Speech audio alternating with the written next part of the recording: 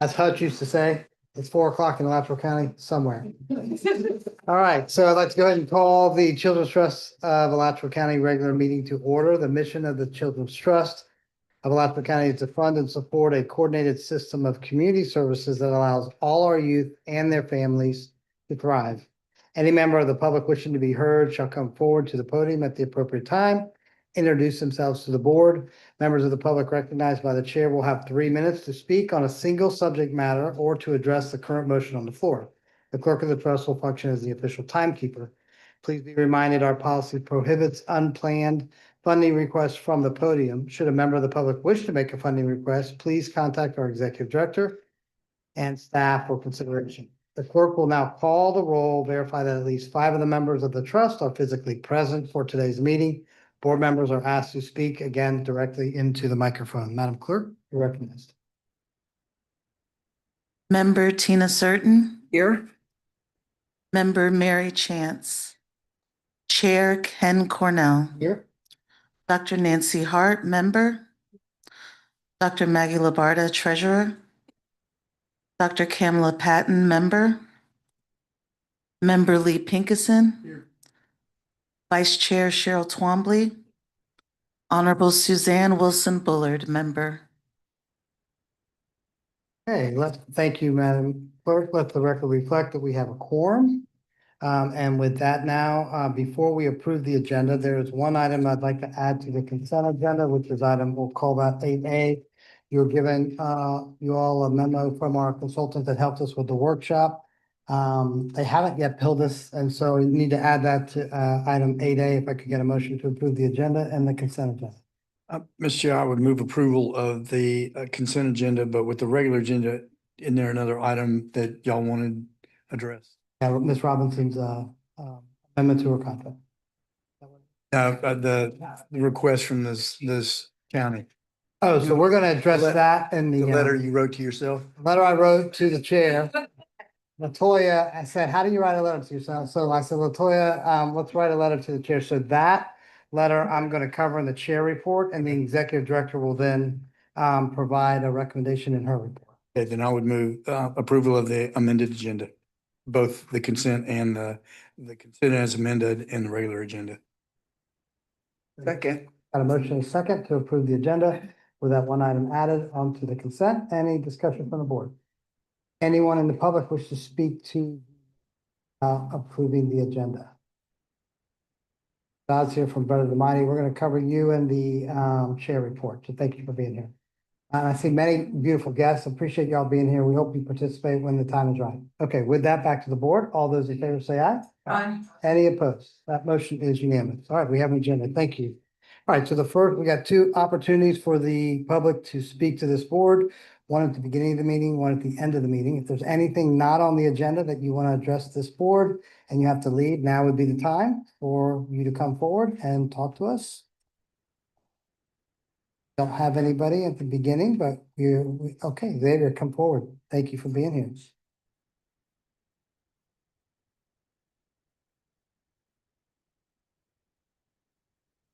I just wanted to come forward and say thank you so much to all of the board members and to Marcia for the partnership with Early Learning Coalition of Alachua. It's been a great benefit to the community and to both agencies, the way that we partner. We've had the opportunity to attend meetings that's outside of Gainesville, and we work together really well, and it's just a benefit for the entire community. So I just wanted to say thank you, and thank you to Marcia for all the work that you and your team do around Gainesville. Thank you. Appreciate And will you please state your name? it. Yeah, if you just introduce yourself, sorry. Sorry, I am Xavier White, the proud CEO of Early Learning Coalition of Alachua. Thank you, Ms. White. All right, anyone else? We'll go ahead and close general public comment. Next up is the chair's report. So I wanted to kind of frame this, and then it's not really a full report, but I wanted to frame this from the standpoint of many of you are aware that the federal government, I believe, is still in shutdown. I know they're working on that today. But over the last 30 some odd days, the community has experienced the effects and is beginning to see the effects of that. It came up at our Board of County Commission meeting last Tuesday. that the urgent need to feed folks is now rising to what we believe is a critical level. And so at the county commission, we passed a motion to provide $100,000 of emergency funding to Bread of the Mighty and another $100,000 to Family Resources to help with feeding folks. There's about 30 to 32,000 folks that are on staff, one in WIC, 1 in 6 are children. And so as part of that motion, we asked the city of Gainesville to match our funding with the Bread of the Mighty at 100,000. They did that on Thursday, which was great. So that gave us 300,000 committed to the community.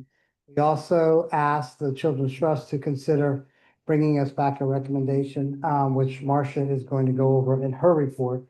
On your desk is a letter from me to really Marcia and the board. I'll just highlight a couple of things. Middle of the first paragraph, more than 32,000 Alachua County residents, including children, seniors, and working families, are directly impacted by the disruption of the federal shutdown, putting immense strain on our local food assistance network. In response, the board's taken immediate action to help address the crisis. We pledged 100,000 to Bread of the Mighty Food Bank to support their essential work in distributing food and families. In addition, the board has committed another 100,000 to support a community resource centers and local farmers markets and accept EBT, helping ensure that residents continue to have access to fresh, healthy, and affordable food options. What I'd say about that is the county commission has asked the county staff to bring back recommendations, long-term recommendations about how the big bill that was passed is going to affect us locally and how the systemic decrease of federal funding is going to affect our citizens. Are seeing it immediately with the shutdown. And so the county commission thought that it was important that during this emergency that we get some funding immediately into the community, but equally important that we begin to understand where our vulnerabilities are so that when this emergency, man-made emergency is over, we can begin to think about some systemic systems to help with food insecurity for our citizens. I sent this letter over to Marcia. Her staff had actually, prior to the county commission meeting, again, already talking about what they might bring forward to us.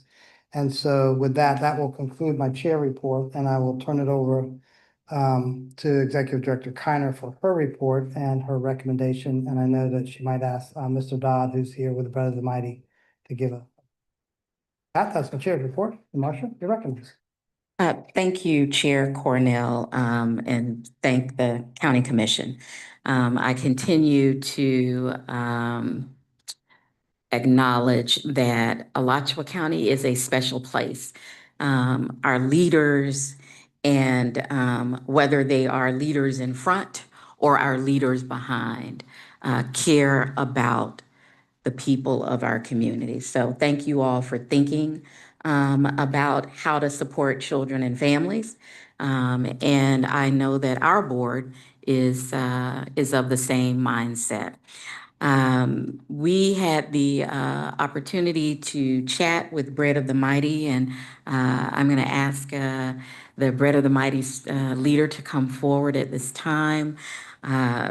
When Chair Cornell's letter came over, we had already asked all of our programs, what were they seeing, what were they experiencing, what were their plans to help families.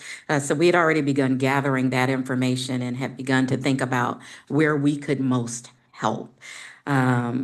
A conversation with Bread of the Mighty then took place, and I thought before I share staff's recommendation, we might give you a moment to talk about what you have been experiencing and how you all are helping in the community. Thank you, Ms. Kiner, and hello, board members and staff. I appreciate the opportunity to speak to this. Obviously, I think you all are already aware of the fact that we are experiencing a crisis right now in our community, as most communities are nationwide. But here in Alachua County, even prior to the delay in SNAP benefits that occurred on the 1st, we were seeing the number of people in our community who are using our pantries and distributions more than double. Now, to understand how we operate, last year we distributed about 6.2 million pounds of free food out to the community. About 70% of that comes from our retail partners, our Publixes, our Winn-Dixies, our Targets. And so that's really the lion's share of the food that we get out. We are rescuing that from the grocery stores. We've seen that amount drop in the last probably 3 years by about 35%. At the same time, early this year, we saw a significant cut in funding on a federal level. So the reality is we have less food on the shelves of the food bank than we have in a long time.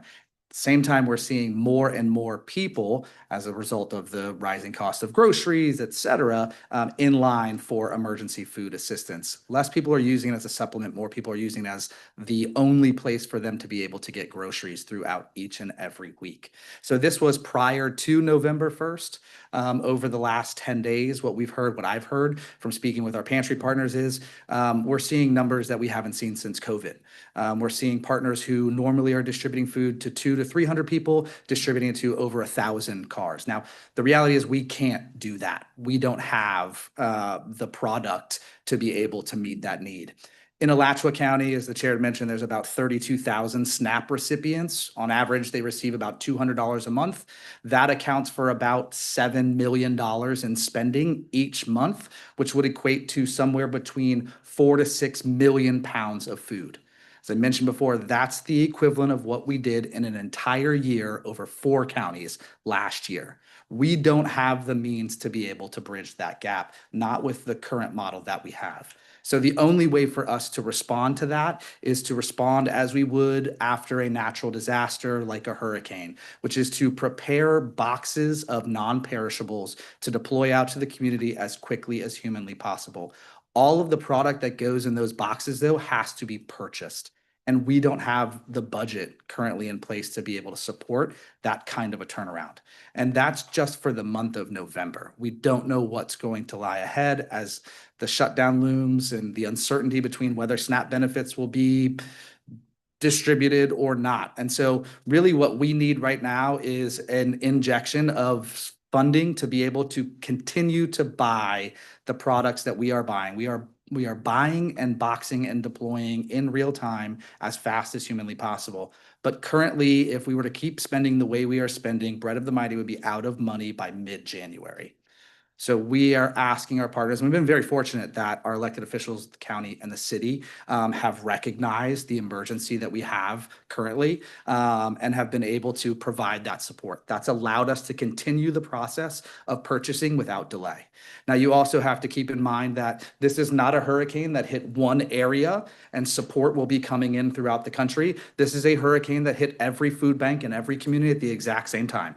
So 250 food banks are scrambling to do the exact same thing we are at the exact same time, which means we are inevitably going to be experiencing supply chain delays if there's any delay in our ability to purchase the products that we will then deploy out to the community. So we are asking for as much help as we can, both from our elected officials, our boards, funders, community members, to be able to provide us with the resources to continue to do this. I believe I did speak with you all and provided you all with the emergency distribution plan that the team came up with about 10 days ago. We are moving forward with that. We already have distributed hundreds of boxes out to the community. We have more coming in every day that our team are boxing up. We had 75 volunteers at the food bank on Saturday, boxing up and getting them out to the community. We are really in an emergency response mode right now, trying to bridge the gap.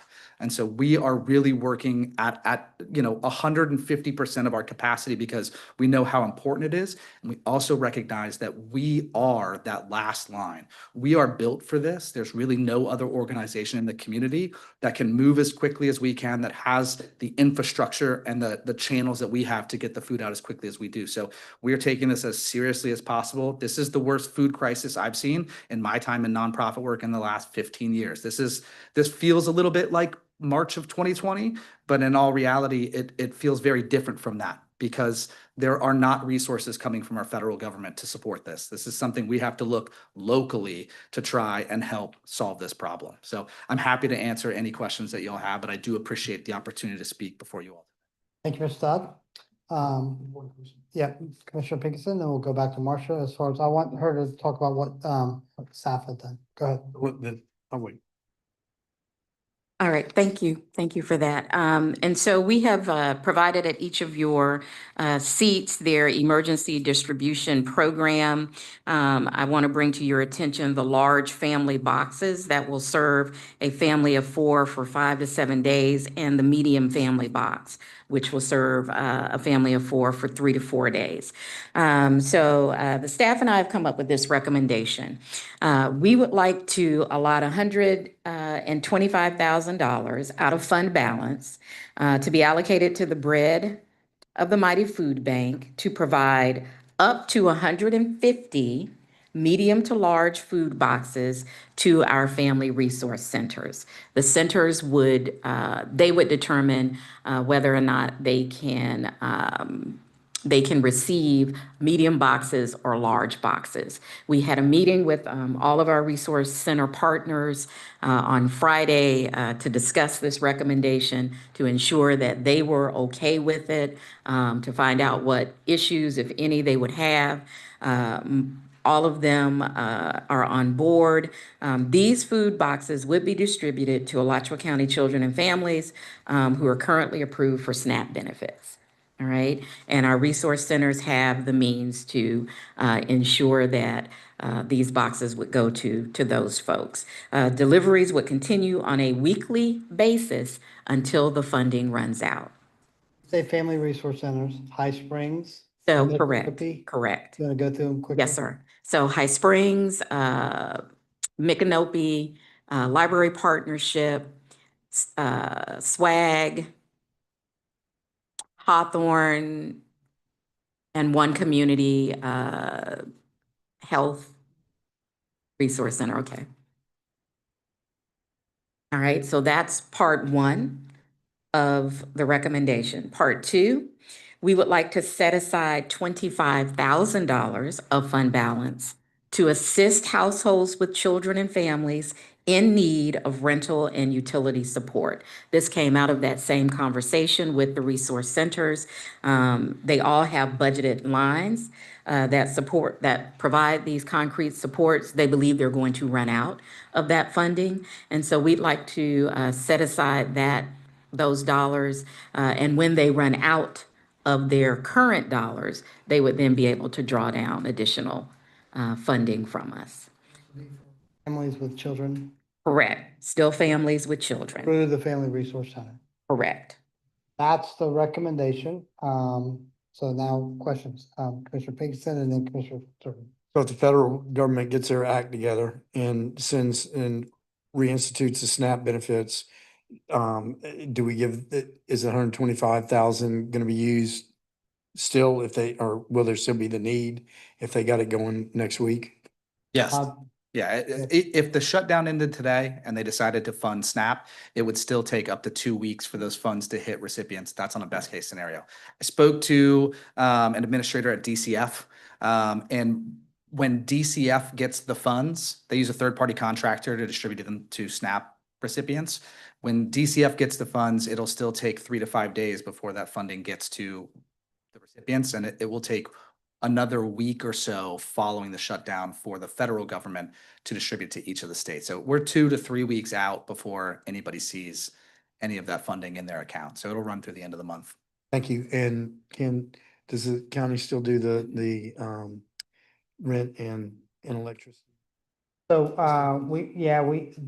we still have some of those funds. I don't know exactly where that is with regards to the COVID recovery money, but we still are offering that service. Okay, so would that fund it or? No, this would be different. This would be going. This would through the be, resource right, centers. this is, so we currently, right now, all of our resource centers have a budgeted line item for this same for these same, what we consider concrete supports. Y'all correct me if I'm wrong. However, on the call, they talked about the fact that they're seeing more and more families come in because they can't pay their light bills, their utilities, so on and so forth. They expect that if this continues, families are going to have to decide, do I pay for food or can I pay my light bill? So they wanted to know if we would put aside some funding so that if they run out, they would be able to come Okay. and receive those Okay, funds. I'd move staff recommendation. Motion and second. I think it comes down to really Maslow's needs, food and shelter, and that's where we are as a local community. Okay, Ms. Serpen?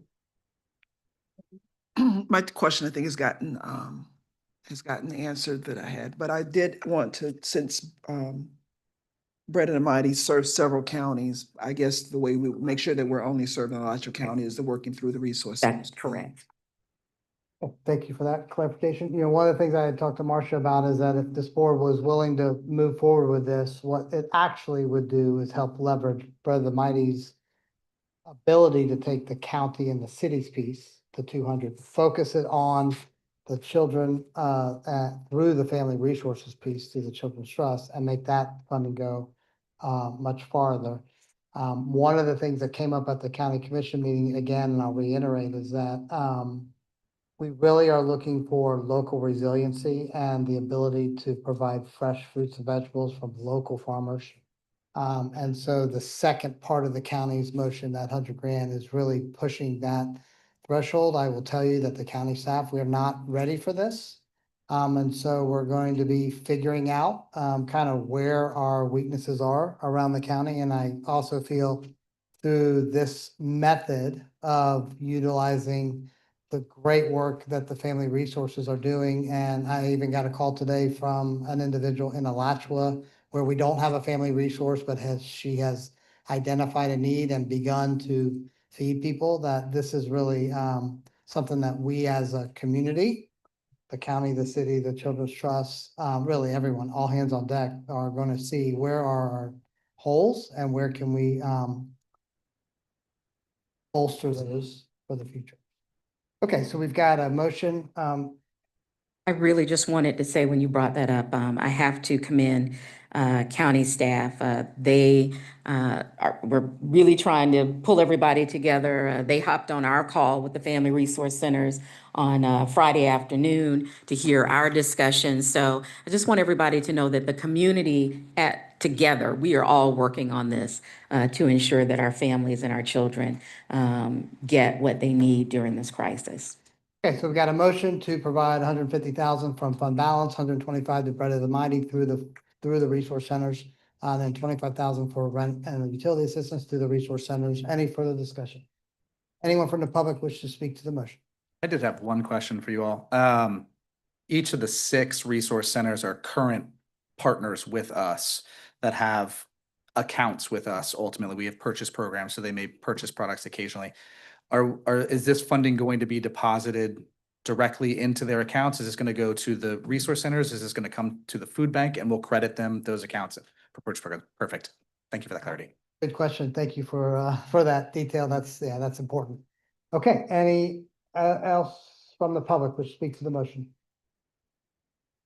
Back to the board. All those in favor say aye. Aye. Is there any opposed? My motion is unanimous. Okay, thank you, Ms. Kennedy. Anything else on the executive director's report?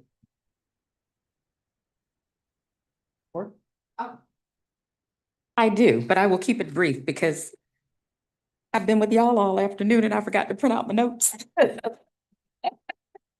But I could not. Tab 9. No, I know, but I have written notes. Okay. Just have to shout out to the collaborative for the town hall meetings that were held. I think it was last week, although everything's running together. Thank you to Board Member Certain. Thank you to Chair Cornell for coming out to East Side and to Santa Fe. The East Side Town Hall was probably a few more people in attendance, but I have to say it was a great kickoff to the work we're doing with literacy. We have young people in our community who are so smart. and who spoke about issues from basically censorship to mental health and the mental health of a family and the legacy of mental health for young people. Just so smart. So I just wanted to say thank you to all of our partners in this literacy work. Again, we are at the beginning, but it was a really good kickoff. For anyone listening or for those of you in the audience, please know that if you would like for the collaborative to come out to your community center, to your church, wherever you are and you work with youth, the collaborative is willing to come to speak with you all about the plan and to get and receive your input. So I could not let us end without mentioning that. And then lastly, October was busy for CTAC, from the parade, which was so much fun. Thank you, Chair Cornell, for walking with us with, what's your dog's name? Angel. I thought it was Angel with Angel. I think people enjoyed Angel more than anything, but it was just so much fun to our community conversation on the child care economy. We had the Florida Chamber president with us, Mark Wilson, Michaela Buchanan with the Children's Forum. It was a great event, very well attended.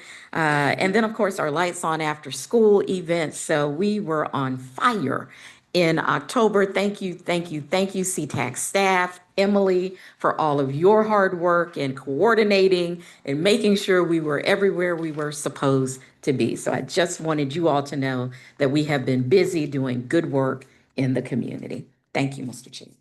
Any member questions for the director on her report? No? Okay, I was just gonna say, Marcia, I really enjoyed the success stories. You know, I particularly liked the one from Girls Place with Maxine. I thought that was just really powerful. Thank you all for sharing that with us. These stories really, you know, it really personalizes really what happens on a daily basis, and so I appreciate that. Are there any members that wish to speak to this agenda item, the executive director's report? Any public, I'm sorry. Okay, go ahead and move on to the next item. So the next item is the affordable housing presentation. Ms. Ann Ray from the Schimberg Center for Housing Studies. This information is being provided to us to just receive. There is no action necessary. And with that, Ms. Ray, you are recognized. Thank you for being here. Great. Thank you so much, Mr. Chair, members of the board and staff. Thank you for having me today, and Nancy Hart in particular for moving this along and really keeping the focus on affordable housing. So to introduce myself, my name is Ann Ray. I'm the acting director of the Schimberg Center for Housing Studies at University of Florida.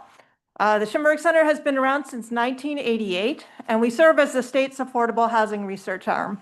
And the project I coordinate is our state housing data clearinghouse. So at the end of the presentation, you'll see there's a bunch of, if I haven't thrown enough data at you already, there's a bunch of resources, including links to our data clearinghouse, where you can learn a lot about Florida's affordable housing supply and demand. And I'm also a member of the Alachua County Affordable Housing Advisory Committee, which has really given me a front seat to how the county makes housing policy. And, you know, I think in a lot of ways, we're really well ahead of the game from what I see in other states. I'm sorry, in other parts of the state. So if you want to give me a time check at 15 minutes, I probably have a little more material here than what y'all were looking for. Our informal tagline is more than you wanted to know. You have plenty of time. Don't okay. rush. We have 2 presentations today, and I think you're good. Okay, great. I want to make sure we have time for discussion. But actually what I want to do today is pretty simple, which is give you an idea of housing costs in Alachua County, how they've changed, how they relate to wages for families, and then some of the information that we have available about children and families' housing issues in particular in our data clearinghouse and our research. And I think this discussion actually really says it all and ties in very well with what we were just hearing from Bread of the Mighty, that you really have seen a sharp increase in housing costs since 2019. So I've been at the Schimberg Center since 2001. And year after year, you know, we've seen Florida communities throughout the state have an expanding shortage of affordable housing. But it was gradual, you know, other than the real ups and downs of the housing boom and bust for a couple years there, things kind of gradually moved along. And I would get up in front of people and say, things changed, but not that much. But things really have changed since 2019. We came into 2020 already with a shortage of affordable housing, and then housing costs have really skyrocketed during that time. So when people think about inflation, they often talk about the cost of groceries, right? And we hear how Bread of the Mighty has had to come up with more resources in order to be able to help families. But housing costs also make up a huge portion of that inflation. And so while wages have gone up, because there has been some inflation, wages have gone up 28% since 2019. Rents increased several $100s on average, so 39%. And housing costs to buy a single-family home have gone up 45%. And I have not seen increases like that, even when we were looking at the housing boom back in the mid-2000s. And all those people who might have bought, who might have been in a position to buy a home are also placing pressure on their rental market and competing for a pretty limited supply of rental units. So not surprising at all to hear, this is also putting pressure on people's grocery budgets.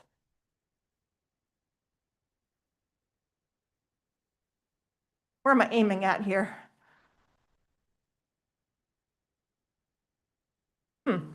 Next slide, please. If you want to advance them for me, Al.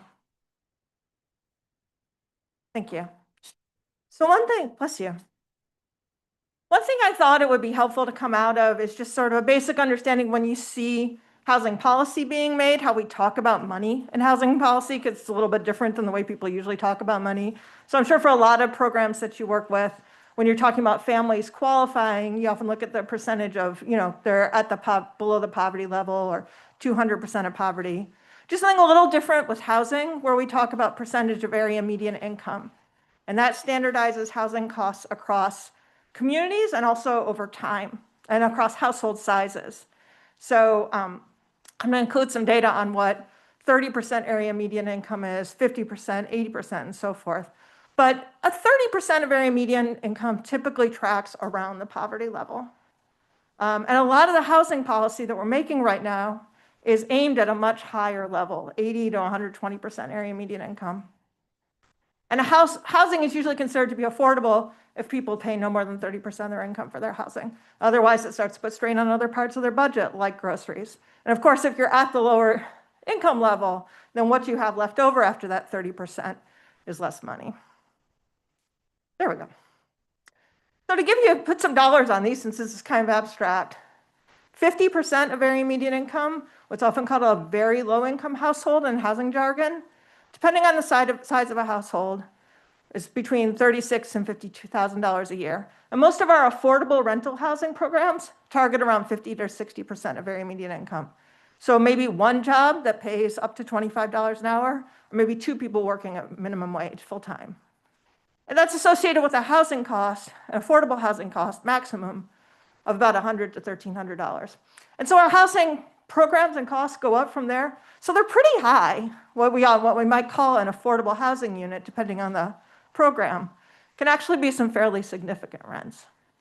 So it's just something to keep an ear out for as the county is making housing policy, maybe as you all are discussing who you're going to target for that rental assistance you were talking about. If you see percentages of AMI come up, you can find out what all these different percentages are at our website.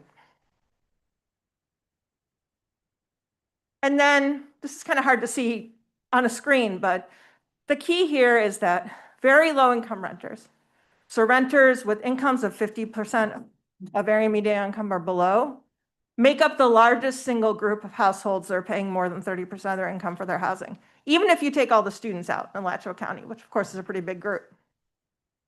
So even without students, the largest group of people who are housing cost burden are very low income renters.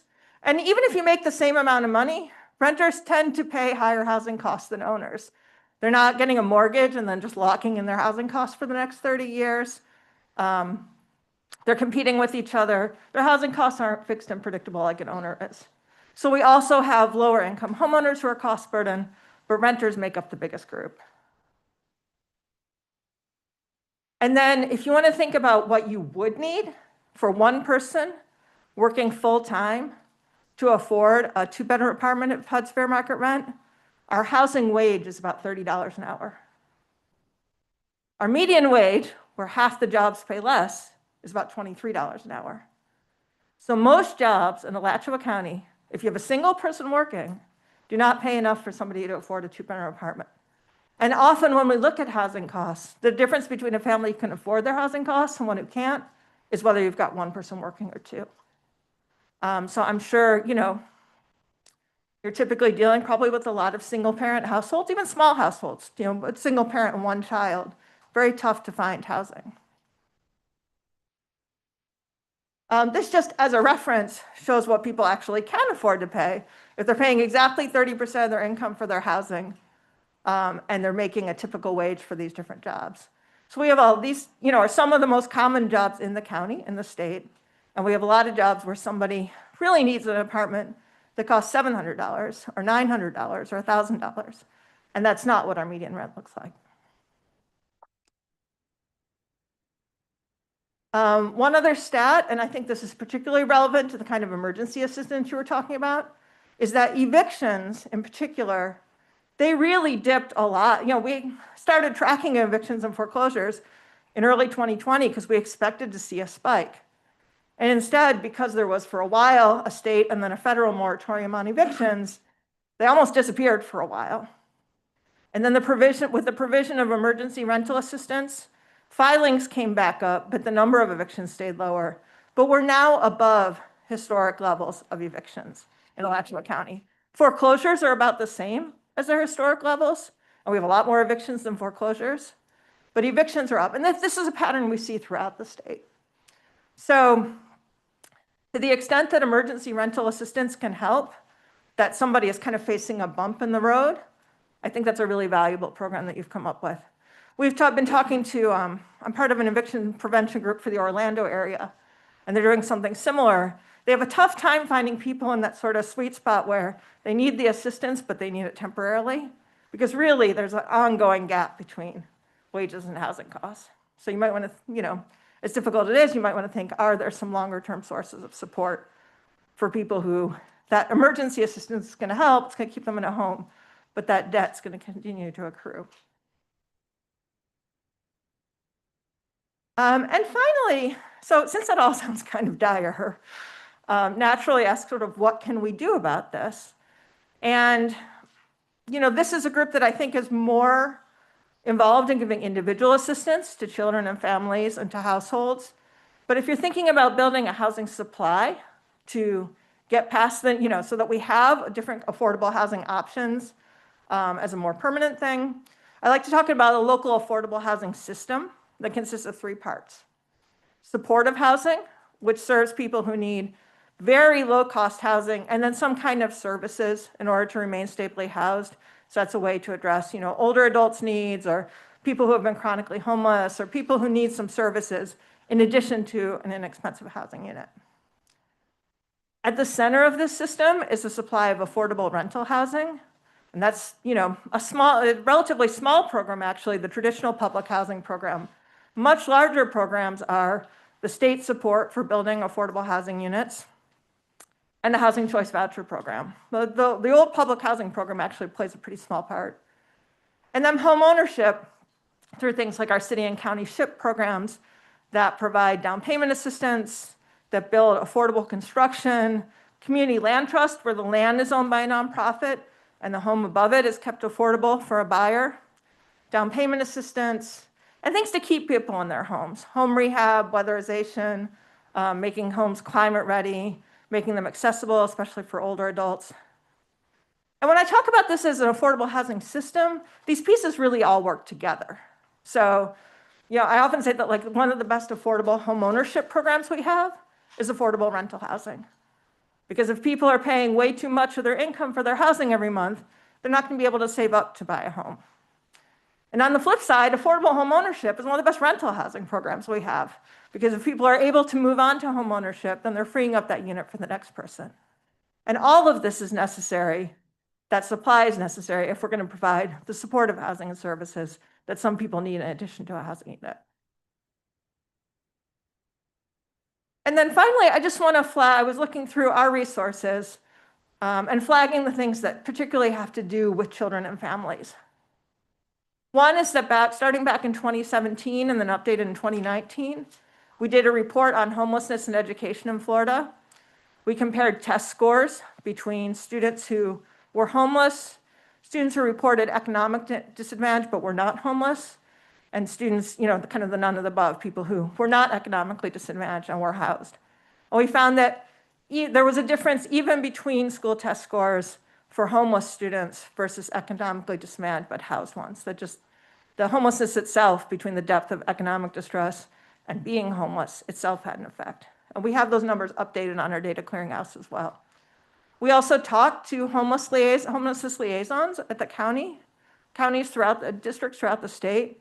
And, I'm sure y'all are in touch with them, but their depth of connection to families and the way they've been able to, provide students with what they're entitled to under federal law if they're identified as homeless, but also connecting to congregations and businesses and, getting, prom dresses and grad bash tickets and backpacks for kids and hygiene kits. And, in one rural district I talked to, tents for families. That's really an on-the-ground connection that can connect directly to families who are experiencing homelessness. Another resource is our rental market study, which we do every 3 years for Florida Housing Finance Corporation, that has county-level data on renters who are experiencing cost burden. And we specifically count homeless families, in part by looking at the point-in-time count that's done for the sort of HUD definition of homelessness, so unsheltered, shelters, but also trying to extrapolate from student data to families who are doubled up, which is involuntarily doubled up, which is by far the largest group, and living in hotels and motels. So we do that every 3 years. We just published one this year. It's a little bit under construction right now, but we've gotten data from the state at the school level on homeless students. So this will be hopefully working soon, but we've got an old version of it. They're working on a new version where you can go to a map, search for a school, click on that school, and see how many students have been identified as homeless. You can kind of see where the schools are, the hot spots in the community. But also, I think sometimes people are surprised that you don't have to look at just those hot spots, that their neighborhood school, which is something that's very near and dear to their hearts, is also identifying homeless students. And then finally, our assisted housing inventory is a database of all the affordable rental housing developments in the state. So that might serve as a resource if you're actually trying to help a family find housing. You can see where this housing is, what income groups it targets, if it has a special demographic it's targeting. And that link will take you directly to the list for Alachua County. So that's actually, we have a lot more information in our data clearinghouse. We also do a lot of custom data requests. And Nancy, I'm sure you all have called on us over time to pull numbers on this and that. Please get in touch with me. Very happy to, if there's something you're looking for on our site and you don't see it, very happy to try and pull that information for you. Ray, okay, and thank you for your work with the Alachua County Affordable Housing. Past members, on Tuesday of last week, we passed the beginnings of a housing plan. We talked about home ownership. About 63 households are owned, which means 37% are rented. And so it's a big need in Alachua County. As you all probably know, 30% of the half-cent of the infrastructure sales tax the county commission has allocated to housing, which is just over about $5 million a year. We've purchased recently hotels, and we are doing a pilot at one of them with containers for single room occupancy. County is thank you for saying that we are ahead of most. I sometimes I don't feel that way, and I feel like there's so much more we need to continue to do. It is definitely in the county's strategic plan one of its highest priorities. And so, okay, let me open it up for questions for the members. Dr. Hart. Well, I have something to add, and if you'll just correct me if I say something incredibly wrong. What has happened in Alachua County, all of us know, is that we have done a remarkable job getting veterans and single adults into homes. We've reduced the number of people who are on street corners with cardboard signs saying, "I'm hungry, I'm homeless, can you help?" And those numbers are basically identified through the point-in-time counts that the county does every year, and they've shown that they've done a remarkable job of decreasing the number of homeless adults by about 75% since early 2006, 7, 8, or whenever it was that Grace Marketplace got rocking and rolling. Well, at the same time, our school district has the job of identifying children who are vulnerably housed. And as Ann mentioned, the HUD definition for children includes children who are doubled up, living in hotels, and living in their cars behind Walmart. If you didn't know that children in this county do that, pay attention the next time you're there. Just cruise the parking lot in your car and you'll see.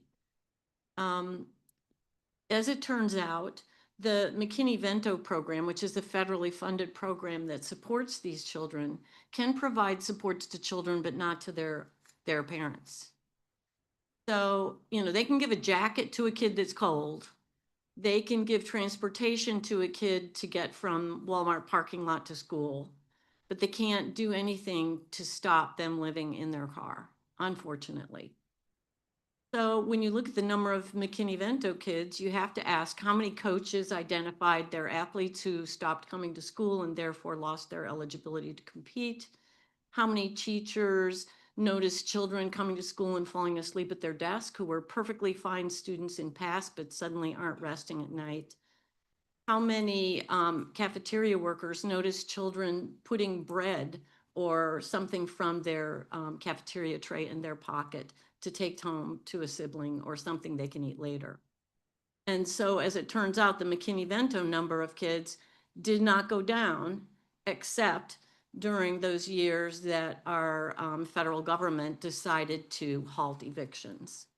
So evictions are a huge issue. If you read the book by Malcolm Gladwell, Evicted, the most common demographic of evicted people are single mothers with children. This is awake at night.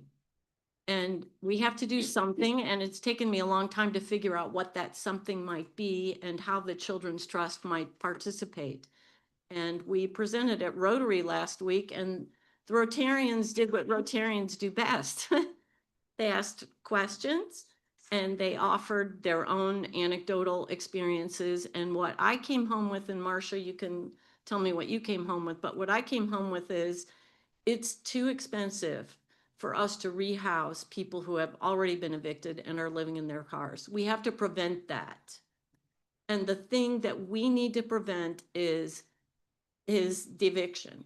And we need to find a way to identify those families who are vulnerable to eviction. I know Christy knows a lot about this, having worked in resource centers. We need to get the resource centers to identify these families, and we need to figure out how to keep them in their homes, keep their landlords from kicking them out.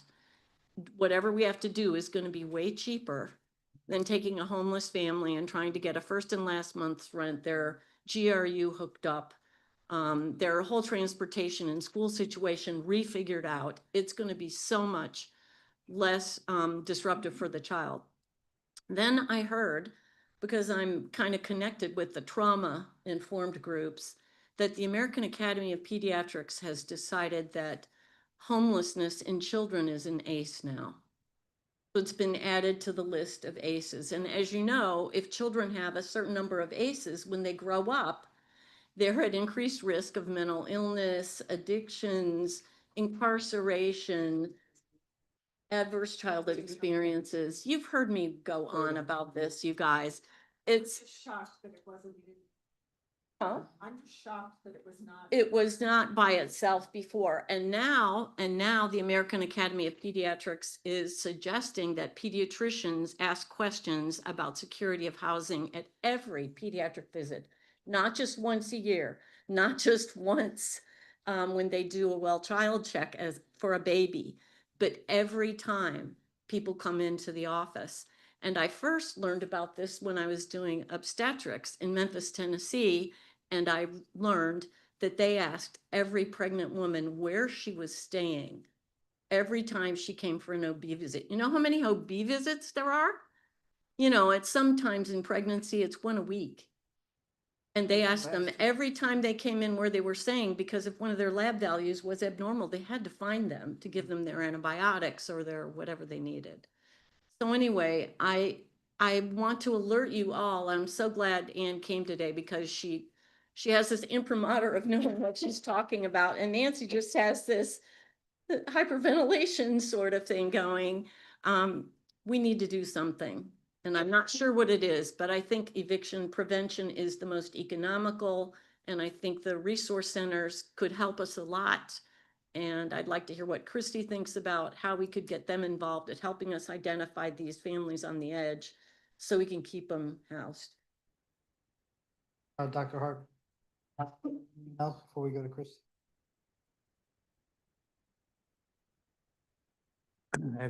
One of the solutions could be if you have money for housing, is this something where you could coordinate to see whether or not you can identify families as a priority? Yeah, so thank you for the question. So the Board of County Commission last year really took up this mantle of resource center. I didn't know actually in the motion that we just passed that one of the recommendations coming from the resource centers was this. Exactly what. Also didn't know that this data was, which was basically doubled. If you look at the COVID days of 3 to 400, now they're 600. And so it is a systemic problem, not caused by SNAP. It's just a systemic problem caused by whatever is causing this in our community. And definitely room for a motion to refer this to staff to go back to the resource centers and then work with the county with regard. Claudia Tuck's group is doing along with the Affordable Housing Committee. For the way to bring back some recommendations to board. Well, let me kind of separate county and trust. So every housing initiative at the county to pass the policy 3 years starts with and must come through recommendations from the Affordable Housing Advisory Board. So we have the subject matter experts on that board, as well as we have Commissioner Prizia, who is a county commissioner on that board, bring forward recommendations to the county. Over the last 3 years, since the sales tax was passed, we've been banking that $5.4 million. And so we've got $15 million that is starting to get deployed with the action that we took last week. I think we allocated 6 to 7 million of that 15 million.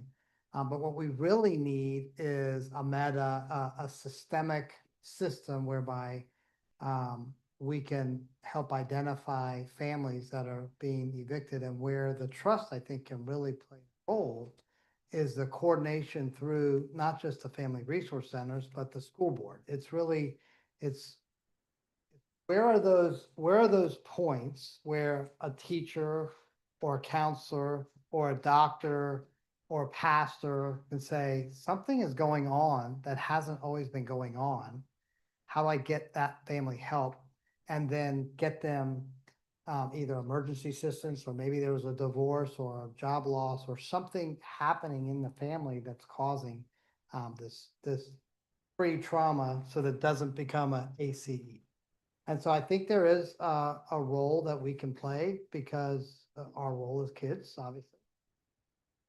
So I think it's going to require a lot of coordination though with the county, because that's the funding source. The county is the funding source. We, I think, can provide maybe some funding, but really, I think not be supplanting the county's money to do affordable housing, but we can help identify how the county can maximize the use of that money. I think that's, I don't even know what I said with regards to a recommendation for staff, but that it would be in that vein. Refer to county, to the trust staff, the subject of eviction, family eviction, Identification. yeah, preemption, and that, and to bring back the results to the board in timeframe. I would imagine it's gonna take a while. Okay, and then that's the first part. The second point would be to refer to the county commission through our illustrious chair, that he bring up the subject to the county commission and ask for perhaps a placeholder till the trust has the time to come with the information with potential solutions to. So I'm the current chair for the county commission for the next year, right, Latoya? Let's like throw me out. So, yeah, so I think when the trust is ready to bring something forward to the county commission, we can just get that on. That would be a two-part motion for anybody who wants to say. Motion in a second. Okay, we got a motion. So no action is required, but we've got some action that we're gonna try to take, which is. We're gonna work, so I would like to share something. I'm gonna share a presentation. It's like this housing thing is kind of a thing everywhere, right?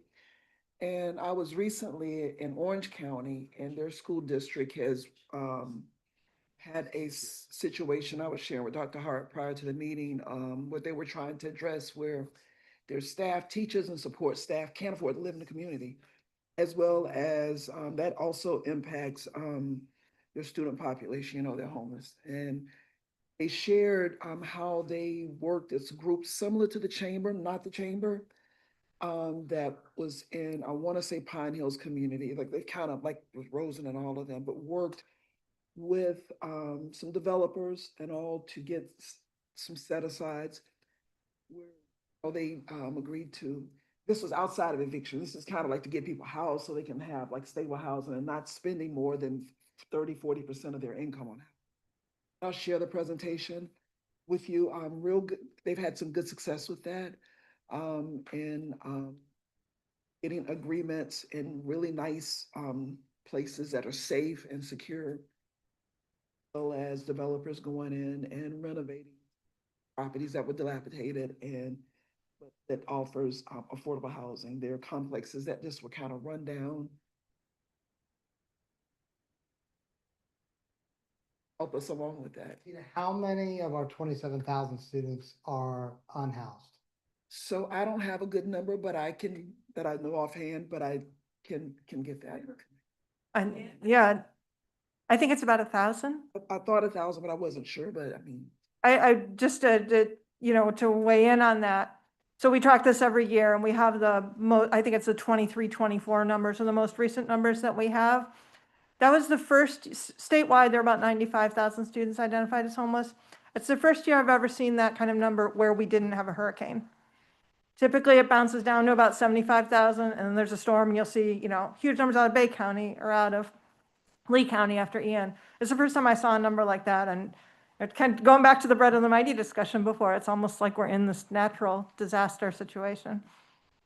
But Ken, like when we have, I think, I wonder, and Ann, can you tell us what the impact of McGuire closing and all of those units that were student housing, family housing on campus, what impact that's had on the community? Because those residents are now, that kind of part of the reason why that there's more demand. I don't know, because I don't know the timing of McGuire closing. Like, I think is it actually closed yet? I think it might still be open, but. Yeah, it's torn down. So it shows what I know. I'm on the east side of campus.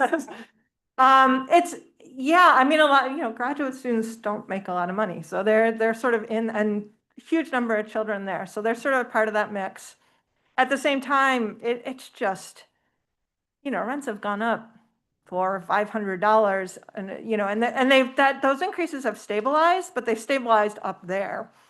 So it's part of the trend. Yeah, it doesn't help. Okay, Dr. I have Labar? actually a question.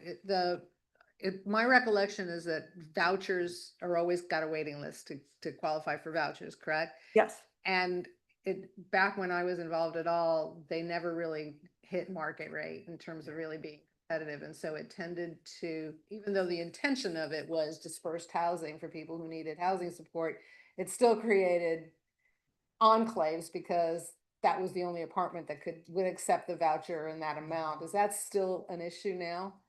Yeah, I mean, so those fair market rents that have gone up to where $1,500 for a 2-bedroom, including utilities, which is what is around the payment standard for a voucher. Of course, if you're paying that much, if you're paying a subsidy of $1,000 a month to a family, then you can do fewer subsidies overall. I would say there's the main issue there's two issues with vouchers. One is that there's not enough. So not only do we not get through the waiting list, we close the waiting list. And so there are people who can't even get onto the waiting list. And if they're on it, they wait for years. But then there is the phenomenon of people going out with vouchers and having a really limited housing supply that they can afford.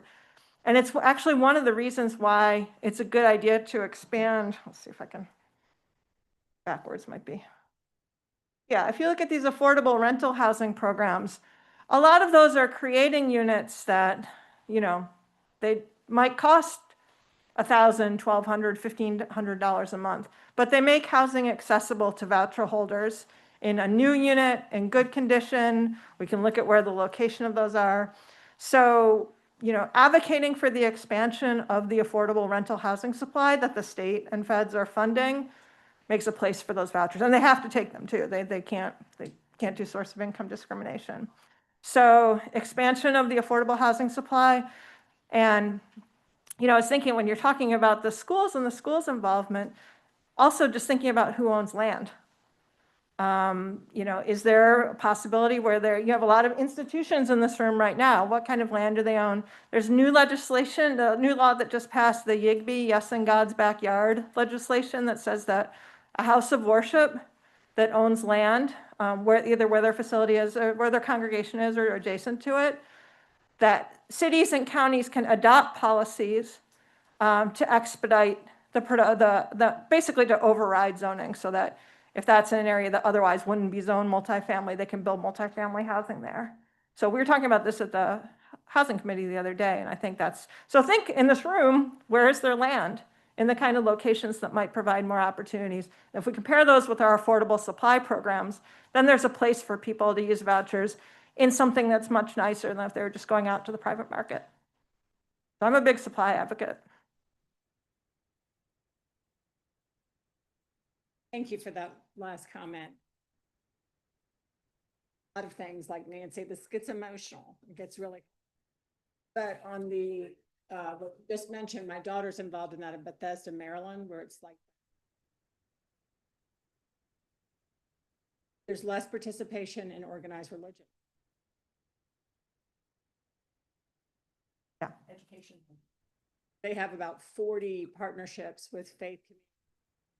Pockets of either workforce.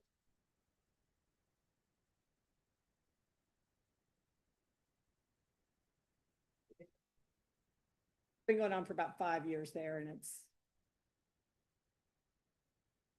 part of a solution on the supply. What just to me came up in this conversation, us role, fantastic role in your role, but our role on this pre-eviction identification and data about Alachua County making progress on single adults.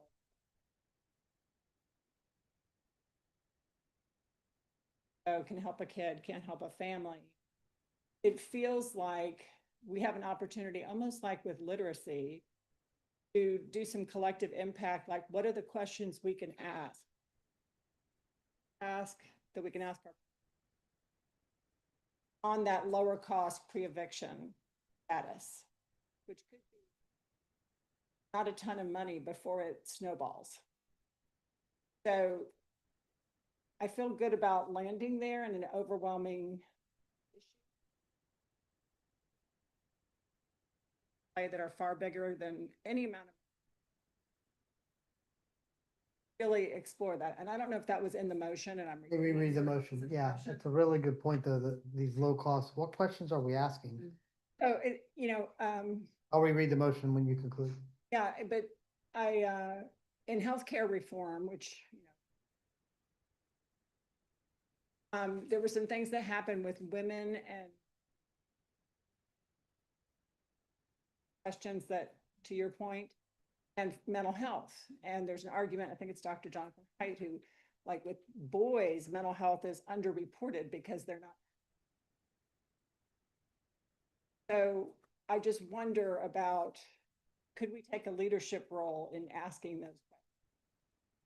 Our Family Resource Center or Girls Place or people who are appropriate, yeah, I mean, it's hard because you have to manage expectations about what are we going to do once we ask the question, but I think it's an appropriate place for us to be involved because there's not enough money to solve some of the bigger systemic issues.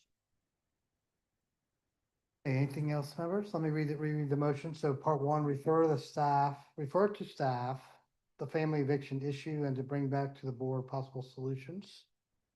Refer to the Board of County Commissioners. And part two, ask the chair to bring to the board the trust concern, the BOCCs, the trust concern of family evictions and potentially put a place at a future meeting to fund. Two-part motion. Good. All right, so we've got a two-part motion, which will evolve, obviously, as you come back with recommendations.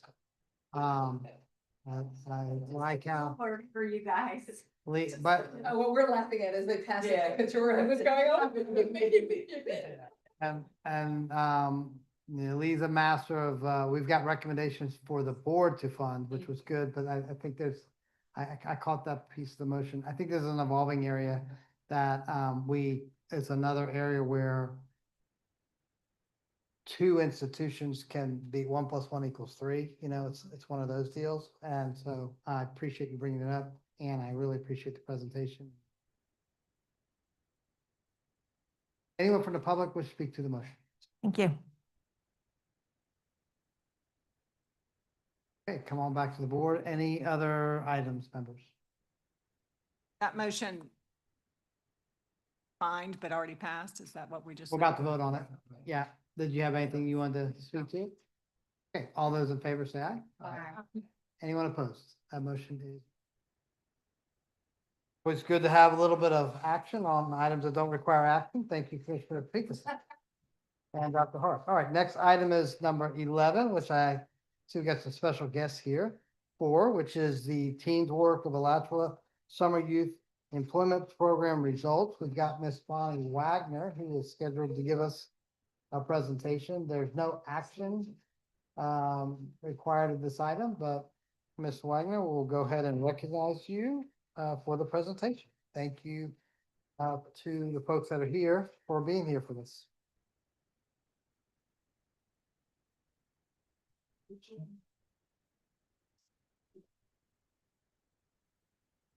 Gotta go. Yeah, okay.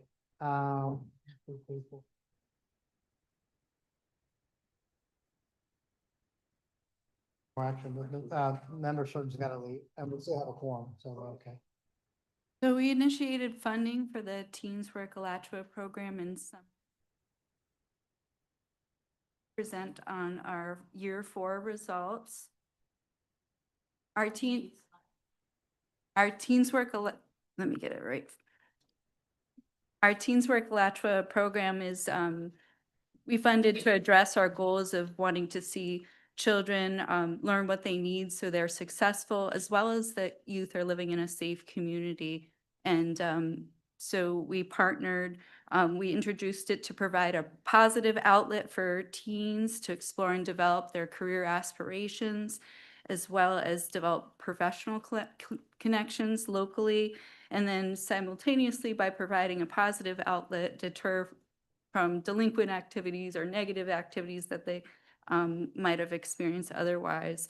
So the benefits of summer youth employment, the research show that in randomized controlled trials that arrest rates among youth that participate are lower than those that did participate, or the youth that did participate had lower arrest rates. So the program is effective in reducing crime.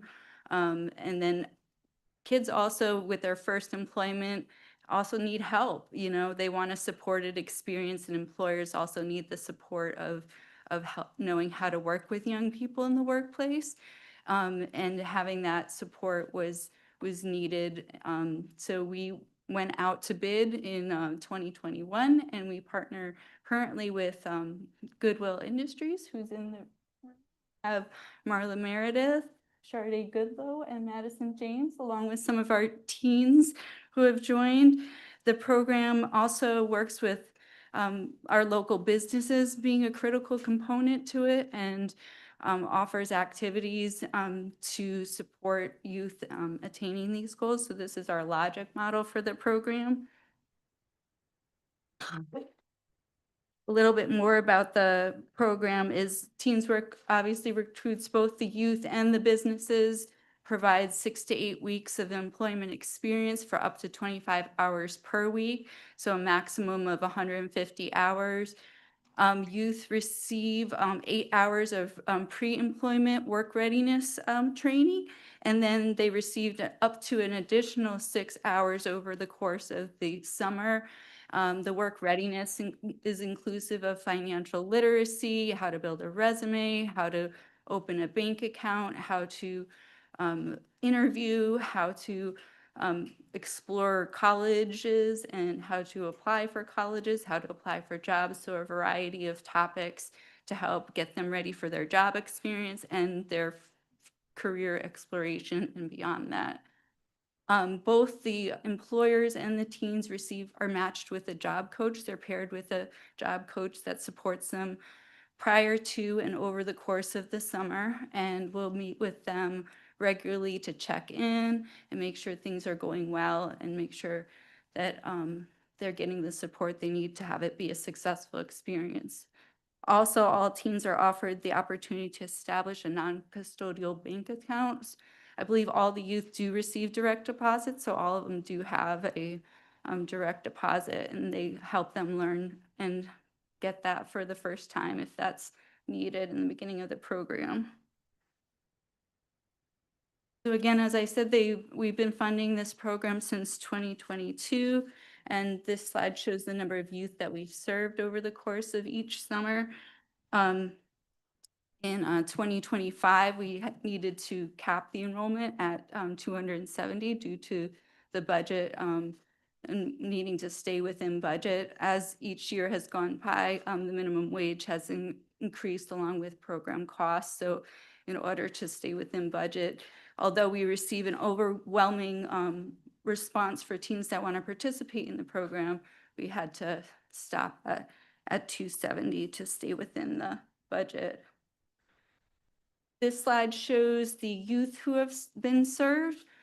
I'm going to focus on the bottom portion. So we've been doing the program for 4 years, and sometimes youth come back to the program. So if they participated when they're 14 and 15, they might have come back to the program when they're 16 or 17. So the donut graph where it says youth participated in Teens Work previously, there's a lot of kids that come back to the program and find it valuable.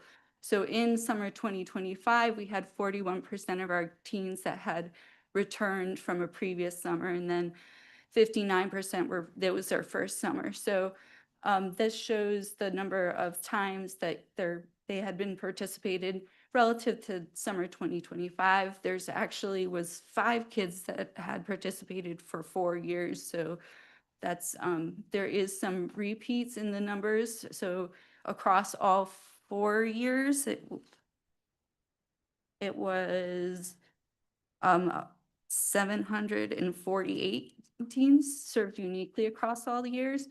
We've had a majority of 14 and 15-year-olds historically, but we're our highest two-year ranges is now 15 and 16. We have mostly 91% of our kids are high schoolers, but there is a small percentage that are in middle school. So for our demographics, this is sort of the spread and the reach of the program. They're all across Alachua County. The dots on the map show different work site locations. We had 125 work sites in summer 2025, which has grown incrementally and pretty significantly each year. The majority of our youth served are in the city of Gainesville, with 32641 being our East Gainesville zip code, having the highest frequency of youth who participate. Our Teens Work employers.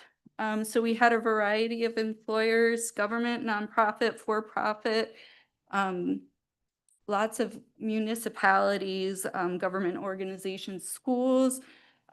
This year, Teens Work also expanded worksite partnerships within high-demand fields, such as the Alachua County Career and Technical Education was able to partner with local and then local employers such as Slice Engineering and Material Flow, and offering new opportunities in STEM fields such as HVAC, automotive, and food services. So these are just some of our logos. I'm sure it would be impossible to fit them all in there, but some of our wonderful employers. So getting into our performance measures, these are our how much measures. You can see that they're all green. They met all the measures for that. So teens hired, the goal was actually 235 due to the budget. They were able to serve up to 270 where we had to stop. The average hours, we looked to see an average of 110 or more, and they got to 133. So these are just showing the different, how much targets we had and how they were able to exceed those targets, visits with the work site supervisors, the support, the in-person job coach meetings with the teens, and then the number of work sites. So also historically, you can see the trends from previous years where we fell with the average work hours per teen and the average training hours per teen. These are our how well measures. So the youth working 100 or more hours, that was at 95% this year. That's the highest it's ever been. And you can see how that's sort of trended upwards since our very first year where we weren't sure, where to set that target. And then each year we kind of learned and improved with that. We also have we focus in on the job coach, in-person job coach support, but there is a variety of support that they do beyond in-person. They're sending emails, phone calls, texts, and video calls, which maybe Lee's getting one right now.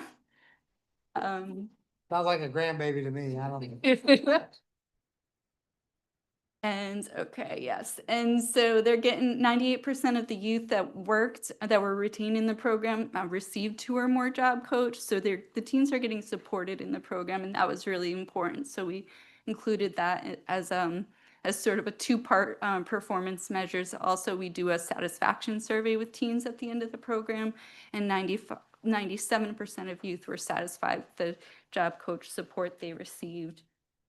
Last off is our better off measures. So we gains in work readiness skills. That was a key one for us. We wanted to see that youth are more skilled than they were at the start. We have it reported by youth perception in the satisfaction survey. We have it through a career readiness pre-post assessment. And then we also ask the supervisors whether they thought the youth demonstrated improvement in work skills. So they exceeded targets from all 3 purviews, from all 3 angles, with 98% of the youth perceiving that they agreed or strongly agreed that they gained skills from the program. And then the pre-post career readiness, that's displayed over on the pre-post over the years. It's with quite a substantial portion showing growth in that area or feeling that they agree in the knowledge that they're gaining on resumes and different items that are included on that assessment. And then the supervisors. Sometimes the supervisors didn't agree because they felt that maybe they didn't improve because they already walked in with some of the skills that they needed. And particularly with so many youth repeating the program, that they might have come in the door equipped for some of that. The average earnings, which is very important to the youth, and as well as with, they want to be able to walk away with their first paycheck, and that's something that helps build their confidence in really learning the value of that earning money for themselves. So that shows that stat, as well as we do a pre-post for their financial literacy knowledge. So these are some of our program output results, just a rundown of all of them. I've kind of spoken to them all a little bit already, so I won't go into that, but these are some of the program outputs. For our successes and accomplishments this year, a good number of increased work sites. We went from 97 to 125. We also gotten more work sites out in rural areas. 95% of the teens work more than 100 hours. That's sort of our marker for being retained in the program. Both the teens and the supervisors report high levels of satisfaction. The 83% gains in career knowledge and then 88% gains in financial literacy. The teens felt they gained the skills as well. The employers felt the teens gained valuable skills. And then we did in the supervisor assessment, we asked growth and proficiencies in specific areas that are really applicable to all jobs, sort of those important soft skills to know. And a lot of the 95% of the supervisors rated their youth having those skills at the post level in their program. So moving forward, we have some program changes. So we've been doing the program as according to that program model on slide, I think 3, where it showed the 25 hours per week, 6 to 8 weeks. So this year we have to do it a little bit differently due to not having due to the funding and the program costs keep increasing each year. The minimum wage increases by another $1 and program costs are going up. So this next year we have to reduce the total work hours from a maximum of 25 per week to 17 per week. We're decreasing the total training hours from 14 to 12. And then the maximum number of teens will be 237. Because a lot of teens apply for the program, we had last year, there was 885 teens applied. So there's a lot of demand for the program. So we want to ensure that youth where everybody has the opportunity to participate. So for fall civic leadership, we have no returning teens. So once they participate, because they do a special soft skill work readiness credential, repeating it probably wouldn't be as valuable because they had already had the opportunity to get the credential. For summer youth employments, we have the teens only participate up to twice because if they're younger, they might be able to participate again and get additional, but after that third time, is there additional benefit? And we want it to be fair so other kids can have the chance to participate. And an exciting thing that we're doing moving forward is we're introducing a TWA alumni survey with our rising for our kids that had entered 12th grade. So once they are potentially eligible or where we would expect them to be entering college, we are going to do a follow-up survey with them to determine how they're transitioning to high school, what they're up to, what they're doing these days, to see some of the long-term program impacts. That's my last slide for you. I open it up to your questions. Okay, excellent. Bonnie, thank you. Members, any questions for Bonnie?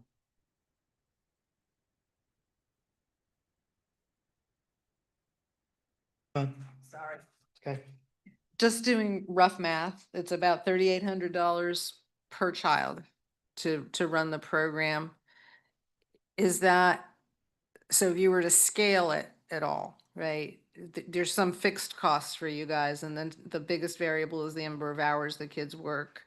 It would just be really interesting what a cost per child would be incrementally if you subtract out those fixed costs that you have anywhere. I'm just trying to see if there's a way to add kids, if there was another funding source that could be had to expand the program to partner with the trust, what that would look like. And that may be something you need to go back and crunch some numbers to get to. But I'd be interested in what that number would be. The cost per child we have on page 27 of the report, it was $3,335 is the investment per child. that's total cost, or does that take out the fixed admin costs? Question That's, is really if we had another 250,000 from a private provider, how many more kids could we service? yeah, so Understanding that some administrative costs go up as well. I mean, you do have to have more supervision, et cetera, but not all of that goes up exponentially. So it'd be just really nice to know if we added 10 kids, what would the cost per child be for 10 more? What would it be for 20 more? So that we could, Have some providers, yeah. partners. Yeah, I think that's something staff can take back and look at. I was not expecting you to give me that answer right Any other questions, members? All I'm gonna say, I look out and I see some of the job coaches, this is our mentoring program, this is it, and I see some community heroes out here that are really spending the time, and I appreciate that. I see some of our participants, and so now will be an opportunity to come forward and give us your thoughts or any comments. We'd love to hear from you. Wagner, thank you for the presentation. And, yeah, we're gonna time 3 minutes. You have 3 minutes. Good evening. My name is Sade Goodlow. I am Program Manager for Teens Work Alachua. And on behalf of Goodwill Industries and the Teens Work Alachua team, I would like to extend a sincere thank you to the Children's Trust and its board for your continued support of our program. Your investment makes it possible for us to provide meaningful work experiences and leadership opportunities for Alachua County teens. As such, we do have a few who are here. We do have 2 students who are visiting from our current fall cohort, where our students have decided to embark upon raising awareness for the issues of poverty and homelessness here in Alachua County. So this meeting in particular was of special interest for them. So I thank the trust for your work in bringing these issues to the attention of the public. We also have a few students who participated in summer of 2025 who would like to share their summer experiences as well. Okay, next speaker, come on up. Jeff, give us your thoughts. Hello. Good evening. My name is Desmond. I'm a senior at Gainesville High School. In the summer of 2025, I participated in Teamwork of the Alachua program, and I was interned at We Cycles in the babies room. I learned the ups and downs. I learned the ups and downs. I didn't think I was gonna like the job because it was like jobs I do at home, but eventually Got a paycheck on this one. But eventually, as I began to work, it ended up growing on me. Um, it's like a store for like kids' clothes, shoes, and all that type of stuff on discounted prices, decent prices. Um, it was it was a great experience. I ended up getting hired on from the Teamwork to Lodgeville because they liked my work ethics. Um, so I really enjoyed working at WeCycle. I'm actually an employee there now. And WeCycle is a very great job. And Teamwork was, I want to thank Ms. Sade for helping me find such a great job that I ended up getting to, which I ended up leaving Sonic, which was my job before Teamwork of Alachua, due to they wasn't able to be flexible around my hours. But Teamwork Alachua was able to be flexible around my hours. And I want to thank WeCycle for all that they did for me. And that's pretty much it. Thank you, Desmond. Well done. Okay, next speaker, come on up.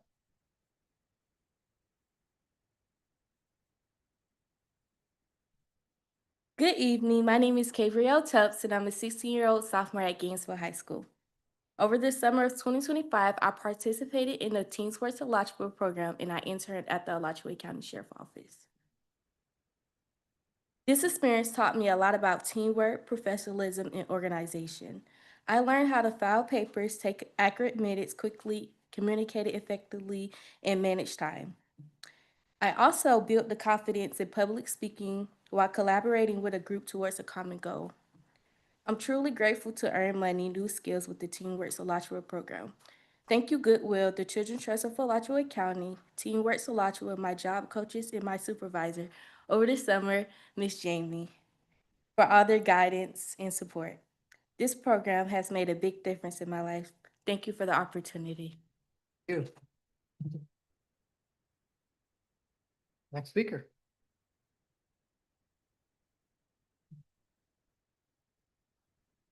Good evening. My name is Selena Gainey, and I'm currently a junior at Gainesville High School. I'm grateful for the opportunity to share my experience with the Teens Work program. This past summer was my 3rd year in the program, and I had the chance to intern at the Alachua County Headquarters Library. In the previous years, I worked at a retail store and a high school facility. Each year in Teens Work has been very rewarding. I've learned so many valuable skills like accountability and how to communicate effectively with supervisors. This summer at the library, I learned the importance of organization while handling different materials like books, DVDs, and newspapers. It could be tedious at times, but it really helped me to understand how important my role was. Over these past 3 years, working through TeenWorks has helped me to appreciate my parents who work so hard every day. I got a glimpse of what it's like to put in effort every day, and to earn that paycheck myself. I'm so thankful for this program, not just for the chance to make money, but for the opportunity to develop skills that will help me in my future career. During the summer, there are so many things that students can get involved in that aren't always positive, but this program gives us something meaningful to do, and it keeps us productive as well as helping us grow. We're also supported by amazing job coaches who guide us through the process. They teach us how to conduct ourselves on the job, how to present ourselves professionally, and they are always there when we have questions or concerns. Their encouragement really makes a difference. These past 3 years have been such a great experience, and out of everything I've learned, one of the best parts, if I'm being honest, was that paycheck at the end of each week. I want to thank my parents for always providing transportation and supporting me, and a big thank you to the Children's Trust of Alachua County, Goodwill, and Teens Work Alachua, and my job coaches for guiding me along the way. And a special thanks to Ms. Charday for giving me this opportunity to speak. Thank you. Well done, Selena. And you do have a pretty special mom. There's no doubt about that. Okay, next speaker. But again, I would like to thank the trust and the board. And if you guys have any questions, you can feel free to. All right, members, any questions for Charday? Okay, I don't think so. Is there anyone else from the public who wishes to speak to the board about this item? Okay, this is a great one. Bonnie, this was one of those programs that, took a little bit to get off the ground, but man, it's rolling now, and I would like us to find a way to leverage kind of what we've learned to do more if we're able to. Okay. All right, so that concludes that item. Now we have the second opportunity for the public to address the board. Is there anyone from the public that wishes to address the board on anything that's not on the item? Come forward. Welcome. There, I'm Christy Harrington, Executive Director of Curls Place. When someone offers you a mask before cleaning the attic, say yes next time. I just really want to thank you all for the opportunity to send my coworker Nevada to the Florida After School Conference. A lot of the team from Children's Trust was there also, and there are a lot of big organizations represented there. Boys and Girls Club, 21st Century, but we were really the only grassroots organizations that were there. And so part of my feedback to Florida After School is how can they make it possible for more grassroots organizations to have that type of educational opportunity? So I really want to thank you all and appreciate you. Thanks, Chris. Thank you. Anyone else? Once, going twice? No? Okay. All right, we'll close general public comment. We've got some informational items, 12, 13, and 14. That leads us now to board member comment. Start on this side. Dr. Barr, do you have anything? This was a great meeting, and I really appreciate the discussion that we had, and our facilitators were really wonderful.